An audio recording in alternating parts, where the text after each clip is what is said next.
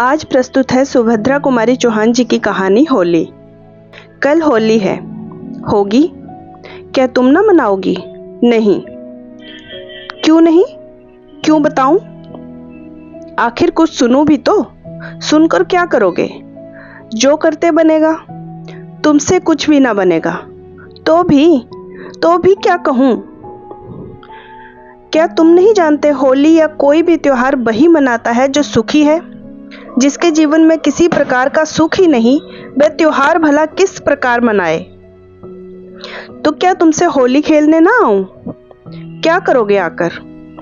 सकरुण दृष्टि से करुणा की ओर देखते हुए नरेश साइकिल उठाकर घर चल दिया। करुणा अपने घर के कामकाज में लग गई।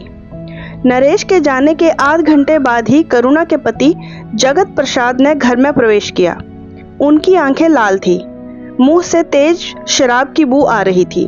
जलती हुई सिगरेट को एक ओर फेंकते हुए वे कुर्सी खींचकर बैठ गए। भयभीत हिरनी की तरह पति की ओर देखते हुए करुणा ने पूछा, 2 दिन तक घर नहीं आए, क्या कुछ तबीयत खराब थी? यदि ना आया करो तो खबर तो भिजवा दिया करो, मैं प्रतीक्षा में ही बैठी रहती हूँ। उन्होंने करुणा की बातों पर कुछ भी ध्यान न दिया। जेब से रुपए निकालकर मेज पर ढेर लगाते हुए बोले, पंडितानी जी की तरह रोज ही सीख दिया करती हो कि जुआ न खेलो, शराब न पियो, ये न करो, वह न करो। यदि मैं जुआ न खेलता तो आज मुझे इतने रुपए इकट्ठे कहाँ से मिल जाते। देखो पूरे 1500 हैं। लो इन्हें उठाकर रखो, पर मुझसे बिना पूछे इनमें से एक पाई भी खर्च न करना, समझी। करुणा जुए में जीते हुए रुपए को मिट्टी समझती थी। गरीबी से दिन काटना उसे स्वीकार था, परंतु चरित्र को भ्रष्ट करके धनवान बनना उसे प्रिय न था। वह जगत प्रसाद से बहुत डरती थी, इसलिए अपने स्वतंत्र विचार वह कभी भी प्रकट न करती थी। उसे इसका अनुभव कई बार हो चुका था। अपने स्वतंत्र विचार प्रकट करने के लिए उसे कितना अपमान, कितनी लांछना और कितना तिरस्कार सहना पड़ा था। यही कारण था कि आज भी वह अपने विचारों को अंदर ही अंदर दबाकर दबी हुई जवान में बोली, रुपए उठाकर तुम ही न रख दो, मेरे हाथ तो आटे में भिड़े हैं। करुणा की इस इनकारी से जगत प्रसाद क्रोध से तिलमिला उठे और कड़ी आवाज में पूछा, क्या कहा? करुणा कुछ न बोली, नीची नजर किए हुए आटा सानती रही।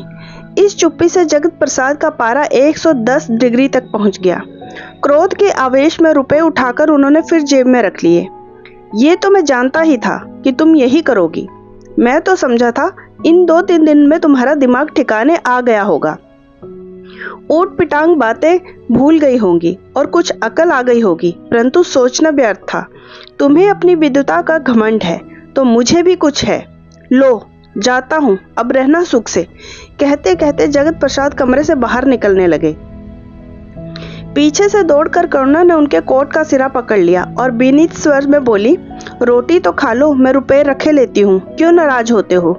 एक जोर के झटके से कोट को छुड़ाकर जगत प्रसाद चल दिए। झटका लगने से करुणा पत्थर पर गिर पड़ी और सिर फट गया। खून की धारा बह चली और सारी जैकेट लाल हो गई। संध्या का समय था। पास ही बाबू भगवती प्रसाद जी के सामने वाली चौक से सुरीली आवाज आ रही थी। होली के दीवाने भंग के नशे में चूर थे। गाने वाली नर्तकी पर रुपयों की बौछार हो रही थी।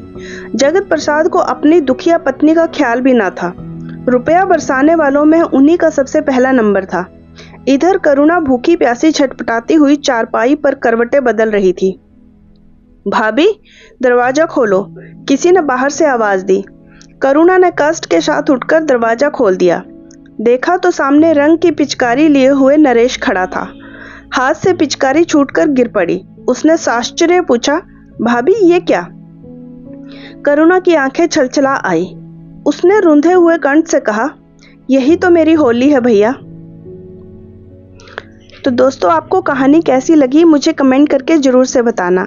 अगर अच्छी लगी हो तो लाइक और शेयर जरूर करना और चैनल को सब्सक्राइब कर लेना। धन्यवाद।